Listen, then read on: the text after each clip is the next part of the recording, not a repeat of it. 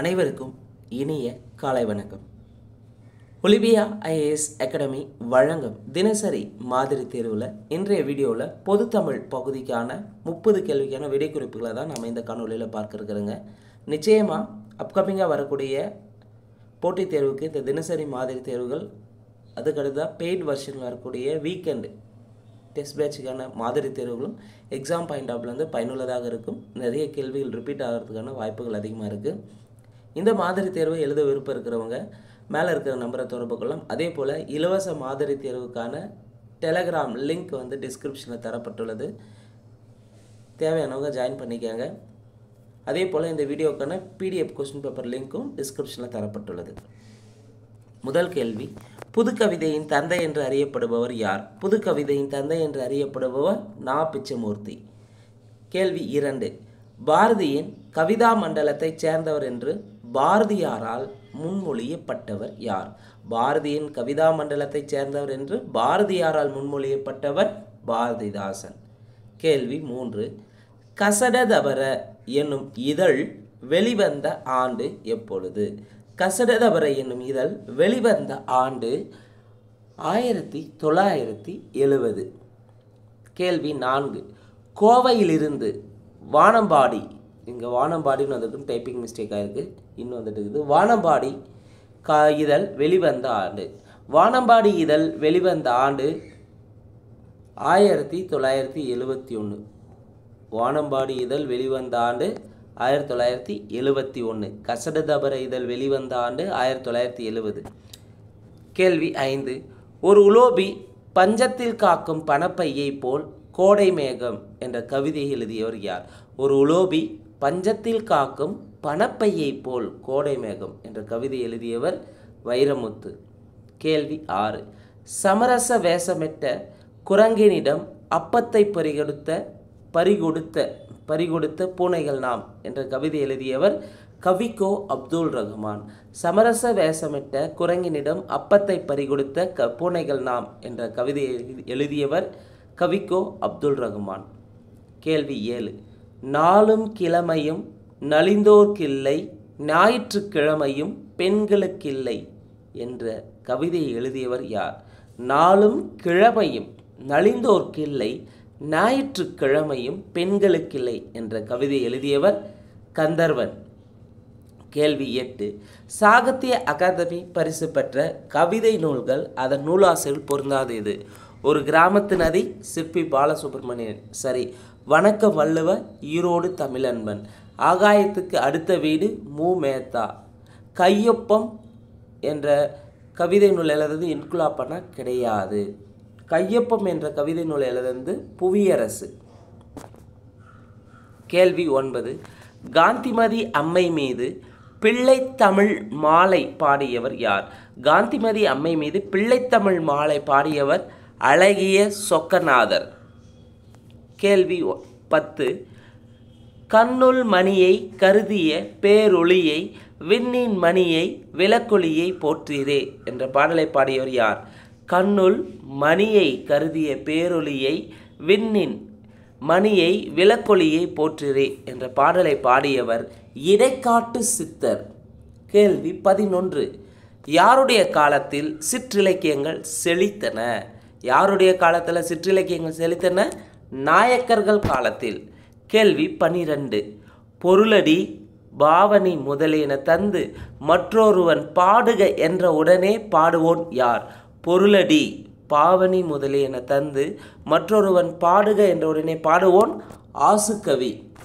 கேள்வி 13, பொருட்செல்வம் சொற்செல்வம் தொடை விகற்பம் செறிய உருவகம் முதலிய அலங்காரத்தோடு இனிய ஓசையுடன் அமுதமுற பாடுவோன் யார்? பொருட்செல்வம் சொற்செல்வம் தொடை விகற்பம் செறிய உருவகம் முதலிய அலங்காரத்தோடு இனிய ஓசையுடன் அமுதமுற பாடுவோன் மதுரகவி.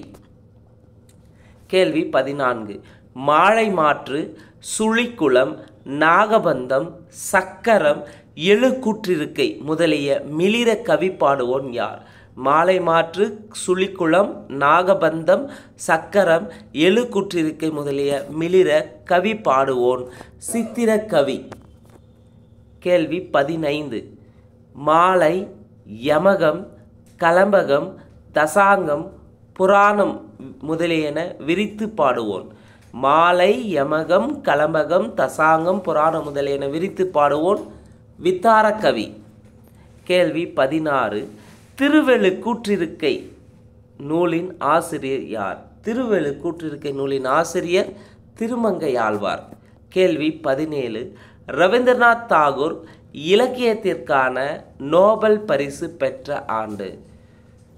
ரவீந்திரநாத் தாகூர் இலக்கியத்திற்கான நோபல் பரிசு பெற்ற ஆண்டு 1913. இலக்கியத்திற்காக நோபல் பரிசு பெற்ற முதல் ஆசிரியர் என்ற பெருமை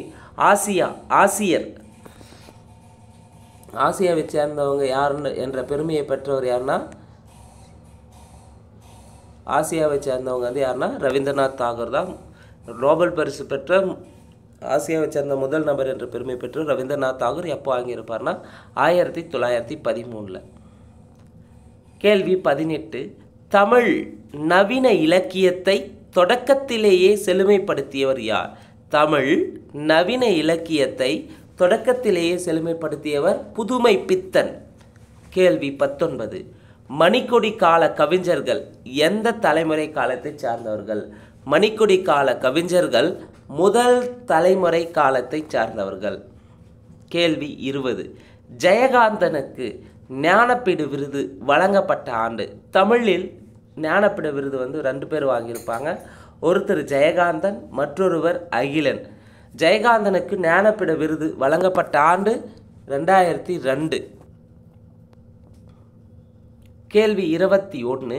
பாடாத தேனி பசியாத நல்வயிறு பார்த்ததுண்டா என்ற கவிதையை எழுதியவர் யார்? பாடாத தேனி பசியாத நல்வயிறு பார்த்ததுண்டா என்ற கவிதை எழுதியவர் பாரதிதாசன். கேள்வி 22. ஈரம் என்ற சிறுகதையை எழுதியவர் யார்? ஈரம் என்ற சிறு கதையை எழுதியவர் சோ தர்மன். கேள்வி 23. சாகித்ய அகாடமி விருது பெற்ற சிறுகதைகளை பொறுத்துக்க. அன்பளிப்பு நூல் எப்போ வந்து சாகித்ய அகாடமி விருது பெற்றதுன்னா 1970. சக்தி வைத்தியம் எந்த ஆண்டு சாகித்ய அகாடமி விருது பெற்றனா 1979. முதலில் இரவு வரும் 1987 சாகித்ய அகாடமி விருது வாங்கியிருக்கும். அப்பாவின் சிநேகிதர் நூலுக்கு சாகித்ய அகாடமி விருது வாங்கினது 1996. அன்பளிப்பு கு அழகிரிசாமி, சக்தி வைத்தியம் தி ஜானகிராமன், முதலில் இரவு வரும் ஆதவன், அப்பாவின் சிநேகிதர் நூல் எழுதியவர் அசோகமித்திரன்.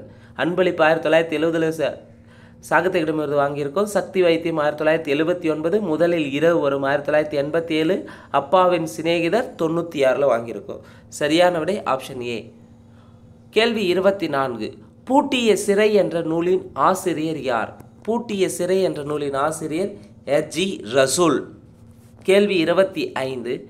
எந்த நூற்றாண்டின் பிற்பகுதியில் நொண்டி நாடகங்கள் தோன்றின? எந்த நூற்றாண்டின் பிற்பகுதியில் நொண்டி நாடகங்கள் தோன்றின? 17ஆம் நூற்றாண்டின் பிற்பகுதியில். கேள்வி 26. 5 இலக்கணத்தை கூறும் நூல் தொன்னூல் விளக்கம். கேள்வி 27. வச்சனந்தி மாலை என்ற நூலின் ஆசிரியர் யார்? வச்சனந்தி மாலை என்ற நூலின் ஆசிரியர் குணவீர பண்டிதர். கேள்வி 28. குட்டி தொல்காப்பியம் என்று அழைக்கப்படும் நூல் எது? குட்டி தொல்காப்பியம் என்று அழைக்கப்படும் நூல் இலக்கண விளக்கம். கேள்வி 29. அவன் வந்தது என்பது என்ன வழு? அவன் வந்தான்னு வந்திருக்கணும். இங்கே அவன் வந்தது என்பது திணை வலு. கேள்வி 30. ஆடிய மயில் என்பது பெயரச்சம். ஆடிய மயில் என்பது பெயரச்சம். இந்த வீடியோ பொறுத்தவரையும் பொதுத்தமிழ் பகுதியிலேருந்து 30 கேள்விக்கான விடை குறிப்புகளை பார்த்துருக்குறேங்க. நிச்சயமாக இந்த 30 கேள்வி உங்களுடைய எக்ஸாம் பாயிண்ட் ஆஃபில் பயனுள்ளதாக இருந்திருக்கும். இந்த வீடியோ பற்றி எதனா கமெண்ட் இருந்தால் மறக்காமல் கமெண்ட் செக்ஷனில் கமெண்ட் பண்ணுங்கள். இந்த வீடியோ உங்களுக்கு பிடிச்சிருந்தால் லைக் பண்ணுங்கள். மறக்காமல் டிஎன்பிஎஸ்சி எக்ஸாமுக்கு ப்ரிப்பேர் பண்ணுறவங்க ஃப்ரெண்ட்ஸ்க்கு ஷேர் பண்ணுங்கள். இன்றோடு வந்து பார்த்திங்கன்னா 2025 1 மாதம் முழுமையாக கம்ப்ளீட் ஆயிடுச்சுங்க. இன்னும் நமக்கு இருக்கக்கூடியது குரூப் 4 தேர்வுக்கு இன்னும் ஒரு 5 மாதங்களே உள்ளன. இந்த 5 மாதங்களை யாரெல்லாம் சிறப்பாக தொடர்ந்து சிலபஸ் வைஸ் படிக்கிறவங்க அந்த சிலபஸை படித்து முடிச்சுட்டு ரிவைஸ் பண்ணிவிட்டு தொடர்ந்து வந்து மாதிரி தேர்வுகளை வீக்லி வந்து எழுதிட்டு இருக்கிறவங்க, அதே போல் எழுதக்கூடிய மாதிரி தேர்வில் செய்த தவறுகளை ரெக்டிஃபை பண்ணுறவங்களுக்கு மட்டும்தான் இந்த ஆண்டு வந்து அரசு பணி கிடைக்கும். ஸோ இந்த அரசு பணி கிடைக்கிறதுக்கு நீங்கள் கடுமையாக இந்த 5 மாதங்களை மிக சரியாக பயன்படுத்திக்கணும். நேரத்தை வீணடிக்கக்கூடாது. ரொம்ப ரொம்ப முக்கியமானது. ஏற்கனவே இப்போ கவுன்சிலிங் போயிட்டுருக்கு. இந்த கவுன்சிலிங் முடிஞ்சதும் அடுத்து வந்து பார்த்திங்கன்னா நெக்ஸ்ட்டு கவுன்சிலிங் இந்த ஆண்டிலே வைக்கிறதுக்கான வாய்ப்புகள் அதிகமாக இருக்குது. ஸோ அதனால் இந்த வாய்ப்பை சரியாக பயன்படுத்திக்காங்க. அப்லோட் பண்ணக்கூடிய ஒவ்வொரு வீடியோவுமே எக்ஸாம் பாயிண்ட் ஆஃப்லேருந்து அப்லோட் பண்ணிகிட்ருக்கு.